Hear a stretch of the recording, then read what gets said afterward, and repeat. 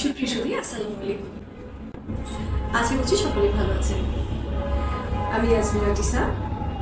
আজকে perfect news TV studio থেকে আমরা আমন্ত্রণ করেছি ইন্টারন্যাশনাল লিগ্যাল এইডস ফাউন্ডেশনের সম্মানিত সভাপতি, দুর্নীতি বিরোধী সচেতন পরিষদ বাংলাদেশ এর মহাসচিব, এফবি জিও চট্টগ্রাম বিভাগীয় সাধারণ সম্পাদক মোহাম্মদ রফিকুল ইসলাম স্যারকে। স্যার, আসসালামু আলাইকুম। কেমন আছেন? আলহামদুলিল্লাহ, আপনি কেমন আছেন? আলহামদুলিল্লাহ স্যার। স্যার, আর কিছু প্রশ্ন করবো, সেই জন্য আজকে আমাদের স্টুডিওতে আপনাকে আমন্ত্রণ করেছি। আমাদের আজকে প্রশ্নগুলো ছিল, আমরা সম্প্রতি দেখতে পেয়েছি একজন কিশোর আত্মহত্যা করেছে। একজন কিশোরী ফেসবুক লাইভে এসে আত্মহত্যা করেছে। একজন স্কুল শিক্ষার্থী স্কুলে আত্মহত্যা করছে। ঠিক একইভাবে আরো অনেক ঘটনা আমরা প্রতিনিয়ত দেখতে পাচ্ছি। ছাত্রছাত্রী, কিশোর কিশোরীর এই আত্মহত্যা, এই জঘন্যতম কাজ যে দাবিত হচ্ছে, একজন মানবাধিকার নেতা এবং গণমাধ্যম কর্মী হিসেবে আপনি কিভাবে দেখছেন, আপনার প্রতিষ্ঠান কিভাবে কাজ করছে স্যার, একটু যদি আমাকে বলেন, আমার দর্শকদের উদ্দেশ্যে যদি একটু বলেন। ধন্যবাদ প্রথম আপনাকে আমাকে আমন্ত্রণ জানানোর জন্য। জি স্যার। আসলে আপনি সমাজে যে প্রশ্নটি তুলেছেন খুবই গুরুত্বপূর্ণ একটি প্রশ্ন তুলেছেন। প্রথমত হচ্ছে, আত্মহত্যা আসলে কোনো ধর্মে স্বীকৃতি দেয় না। জি স্যার। প্রতিটা ধর্মের নিষেধ রয়েছে আত্মহত্যার মতো জঘন্যতম ঘটনা। জি স্যার। প্রথমত যেটা আমি মনে করি, একজন গণমাধ্যম কর্মী বা একজন মানবাধিকার কর্মী হিসেবে আমি যেটা মনে করি, আত্মহত্যার মতো এই ধরনের জঘন্যতম ঘটনা আমাদের ছেলেমেয়েরা যেভাবে ধাবিত হচ্ছে, জি স্যার। এটার জন্য প্রথম হচ্ছে আমরাই দায়ী। আমরা ছোটবেলা থেকে ছেলে মেয়েদেরকে এসব বিষয়গুলি নিয়ে আসলে সচেতনমূলকভাবে কাজ করতে হবে। এই বিষয়গুলি থেকে যেন ছেলে মেয়েরা দূরে থাকে, সেই বিষয়গুলি তাদেরকে একটা ধর্মীয় জ্ঞানের পাশাপাশি আমাদের পারিবারিক যে শিক্ষাটুকু রয়েছে, সেই পারিবারিক মূল্যবোধটুকু ছেলে মেয়েদেরকে বুঝতে হবে। আর বিশেষ করে সচেতনতা তো অবশ্যই করতে হবে।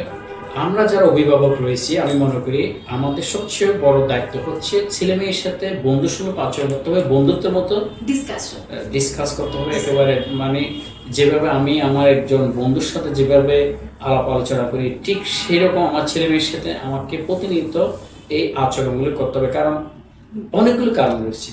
আমরা ছোটবেলায় মাঠে গিয়ে খেলেছি, কেউ হাডুডু খেলেছি, কেউ ফুটবল খেলেছি, কেউ ক্রিকেট, এক একজন এক এক খেলা। এখন আপনি কি দেখতে পাচ্ছেন কত পার্সেন্ট ছেলে মেয়ে এখন খেলাধুলার জন্য মাঠ পাচ্ছে? সে একটা ডিপ্রেশন দিকে চলে যাচ্ছে, বা তার সঙ্গটা এখন মোবাইল কেন্দ্রিক হয়ে যাচ্ছে। গ্লোবালাইজেশনের সাথে জড়িত সে ছোট্ট একটি ডিভাইসের মাধ্যমে সারা বিশ্বকে দেখতেছে। এখানে ভালো দিকও যেরকম রয়েছে, খারাপ দিকও রয়েছে। আমরা তো প্রতিনিয়ত আসলে কি বলবো, মানে শয়তান তো সবসময় আমাদেরকে খারাপের দিকে ধাবিত করে। তাহলে এই বিষয়গুলি নিয়ে আমাদের সকলে একযোগে কাজ করতে হবে। আর কি কারণে একজন ছেলে মেয়ে হঠাৎ করে আত্মহত্যার মতো জঘন্যতম জড়িয়ে পড়ছে, বা নিজেকে নিঃশেষ করে, বা তার একটা পরিবারকে নিঃস্ব করে দিচ্ছে, এগুলি নিয়ে আসলে আমাদের আরো অনেকগুলো কাজ করতে হবে। আমরা আমাদের সংগঠন বা আমি ব্যক্তিগতভাবে এগুলি নিয়ে অনেক কাজ করেছি, আসলে অজস্র কাজ করে যাচ্ছি। আমরা সকলকে নিয়ে একযোগে কাজ করতে হবে, এটাই হচ্ছে। আরেকটু যদি বলি, চট্টগ্রামে বিশেষ করে, আপনি তো চট্টগ্রামে আছেন, যৌতুক প্রথা এবং যৌতুক বিরোধী বাল্য বিবাহ যেটা প্রতিনিয়ত হচ্ছে, ওই বিষয়ে আপনি বা আপনার প্রতিষ্ঠান কি কোনো রকম উদ্যোগ বা কাজ করে যাচ্ছে? এটা একটি খুব সুন্দর প্রশ্ন করেছেন। প্রথমত আমি বলি, বাল্যবিবাহ আসলে আমরা কেউ সমর্থন করি না। একজন ছেলে বা মেয়ে তার যথোপযুক্ত বয়স যদি না হয়, তাহলে সে বাল্যবিবাহ যদি করে, বিশেষ করে মেয়ে ক্ষেত্রে বলেন, সে মাতৃত্বের যেটা ইয়াতে চলে আসে, সে অনেক আগে যদি গর্ভধারণ করে, তাহলে তার জীবনে যেরকম ঝুঁকি রয়েছে। আর বিশেষ করে আমি ব্যক্তিগতভাবে মনে করি, একজন ছেলে বা মেয়েকে তাকে প্রতিষ্ঠিত হতে হবে, তারপর তাকে বিয়ের মতো এই ধরনের গুরুত্বপূর্ণ একটি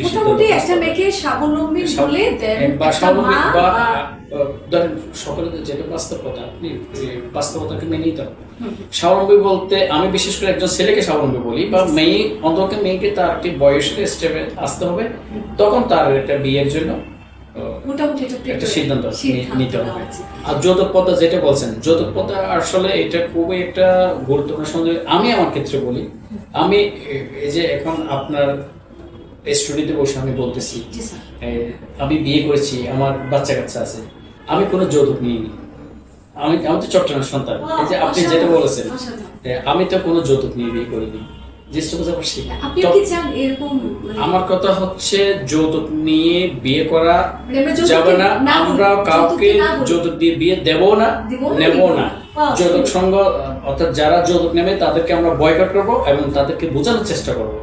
আমরা এই বিষয়টা নিয়ে আরো আমি দেখতে পাচ্ছি অনেকগুলো চ্যানেল কাজ করতেছে, বিশেষ করে একজন আমাদের চট্টগ্রামের আলেম মৌলানা আবুল কাশেম নুরি এবং বিশেষ করে সি প্লাস কর্ণধার আলমগীর অপু ভাই অনেক কাজ করতেছে, যৌতুকের বিরুদ্ধে কথা বলতেছে, আরো অনেকে কাজ করতে, অনেকগুলো আমাদের সংগঠন কাজ করতে।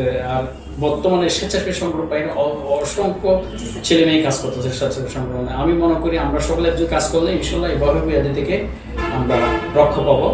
আমরা ইনশাল্লাহ খুব শীঘ্রই এই পথা থেকে বেরিয়ে আসতে পারবো বলে আমি বিশ্বাস করি। ধন্যবাদ স্যার, অনেক অসংখ্য ধন্যবাদ স্যার। আরেকটা শেষ প্রশ্ন করবো আপনাকে, সর্বশেষ একটা প্রশ্ন। আপনি তো দেখতে পাচ্ছেন যে প্রতিনিয়ত কত সুন্দর সুন্দর প্রাণ অকালে ঝরে যাচ্ছে।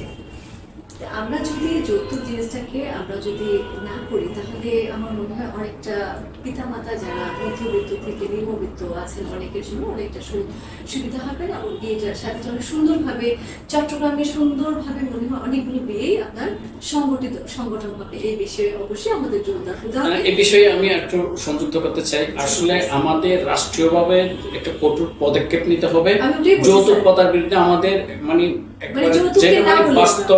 বাস্তবায়ন হয়, যেন খাতার মধ্যে কোনো লিপিবদ্ধ থেকে যেন খাতার ভিতরে যেন বদ্ধ না থাকে, সীমাবদ্ধ না থাকে। একেবারে পুরা যেন সাজা হয়, যৌতুক যে নেবে যে দেবে উভয় যেন দণ্ড হয়। একেবারে আমরা সামাজিকভাবে বলেন রাষ্ট্রবাদী প্রত্যেকে যদি যৌতুকের বিরুদ্ধে কাজ করি, তাহলে এইসব আমরা ভালো টেকসই করতে পারবো। সর্বশেষ যে প্রশ্নটা আমি করতে যাচ্ছিলাম আপনাকে, সেটা হচ্ছে আমাদের দেশে চট্টগ্রামে দেখা যাচ্ছে বেশিরভাগ ছাত্রছাত্রীরা কিশোর গ্যাংয়ের সাথে সম্পৃক্ত হয়ে যাচ্ছে। এই যে মাদক দ্রব্য নেশা, তারপরে মনে করেন যে এই যে বিভিন্ন জায়গায় চুরি ডাকাতি বা এই যে দুর্নীতির যে কাজগুলোর সাথে ছোট বয়স থেকে সম্পৃক্ত হতে যাচ্ছে। কিছুদিন আগে আপনি দেখবেন হয়তো গতকাল পরশু একটা নিউজে দেখেছেন যে এসএসসির ছাত্র স্কুলের সে পরীক্ষা সেন্টারে জঘন্যতম একটা বিষয় যে একটা গাঁজা নিয়ে কি বলবো। এখন এই বিষয়টা স্যার আপনি নিউজ দেখেছেন কিনা জানি না, কিন্তু গতকালকের নিউজে এই চিন্তা করতে পারেন আমাদের সময়কার কেমন ছিল, কি ধরনের পরীক্ষা, যে আসলে এটার জন্য আমরা কাকে। এই বিষয়টা নিয়ে আমার বিষয়ে ভিতরে গতভাবে ব্যক্তিগত অর্থে আমি আপনাকে একটা প্রশ্নটা রাখতে চাই।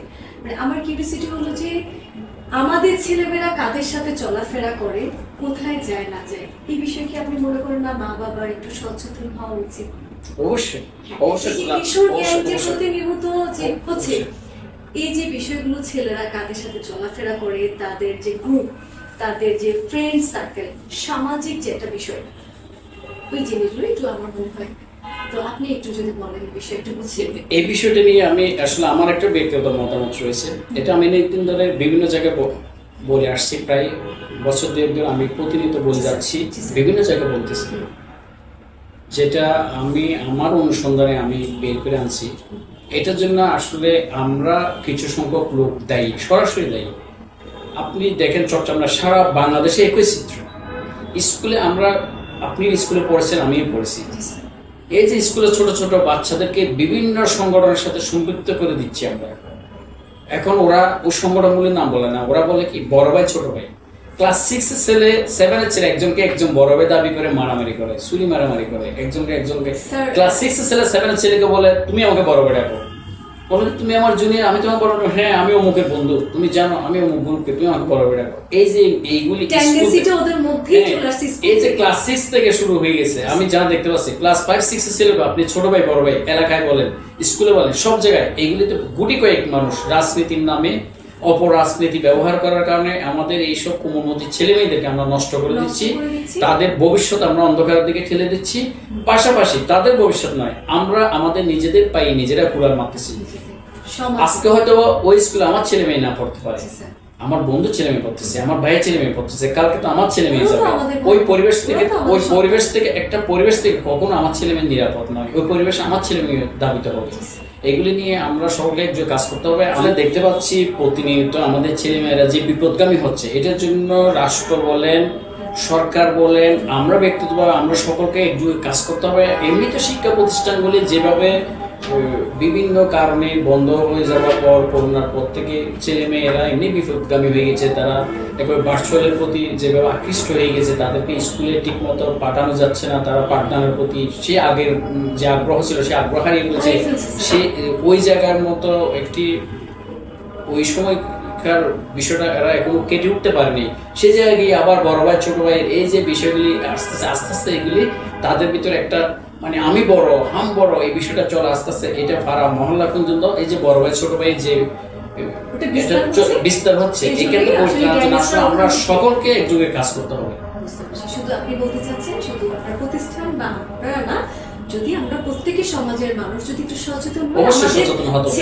বিশেষ করে আমাদের অভিভাবকরা সচেতন হবে। আমার ছেলে কার সাথে চলতেছে এগুলি প্রতিনিয়ত কাজ করতে হবে। আমার ছেলে ফেসবুকে বলেন বা যেখানে বলেন কি নিয়ে ব্রাউজিং করে এগুলি চেক করতে হবে, মনিটরিং করতে হবে।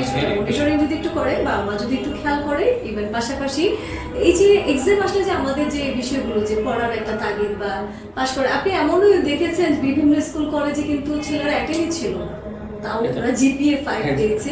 এটা আমি আসলে মানে আমি বুঝলাম না। যাই হোক, আমার মনে হয় সবকে। আর আপনি মনে করেন যে যে ছাত্রটা এই যে একটা স্কুল সেন্টারে তো প্রতিনিয়ত একটা চেকিং এর একটা বিষয় থাকে না, আমি মনে করি যে কিভাবে একটা ছাত্র স্কুল সেন্টারে পরীক্ষার হলে এই ধরনের একটা জঘন্যতম জিনিস নিয়ে আসলে এটা আমার আসলে এটা ওই যে বললাম আপনি এই ছেলে তো একদিনে তো এই জায়গায় এসে পৌঁছেনি। আমি আসলে আপনাকে বলার চেষ্টা করছি বা আমাদের দর্শকদের উদ্দেশ্যে বলার চেষ্টা, একদিনে এই ছেলেটি এত বড় কাজ করা সে পায়নি। সে আস্তে আস্তে যেতে যেতে যেতে সে আজকেই পৌঁছে এসেছে। আমাদেরকে এখনো সময় আছে। আমরা যদি একযুগে পরিবার থেকে বলেন বা সামাজিকভাবে বলেন, রাষ্ট্র সকলে একযুগে অবশ্যই কাজ করতে হবে। তাহলে এই বিপদগামী ছেলে মেয়েদেরকে আমরা আবার সঠিক পথে ফিরিয়ে আনতে পারবো ইনশাআল্লাহ। এই জন্য আমাদেরকে অবশ্যই ছেলে মেয়েদের সাথে কাউন্সিলিং করতে হবে, ফ্র্যাঙ্কলি কথা বলতে হবে, ওদেরকে কোনটা ভালো কোনটা খারাপ এই বিষয়ে আমাদেরকে ডিসকাস করতে হবে। বিশেষ করে পরিবার থেকে তারা অনেক কিছু শিখে। বিশেষ করে আমার মনে হয় যে কোনো রকম ব্যক্তিগত কোনো ঝগড়া, ব্যক্তিগত কোনো বিষয় নিয়ে কাটাকাটি আমরা মনে ছাত্রছাত্রী বা আমাদের ছেলে মেয়েদের কাছ থেকে একটু অ্যাবাউট করে যদি আমরা আলাদা ডিসকাস করি তাহলে অনেকটা সাপোর্ট পাবে।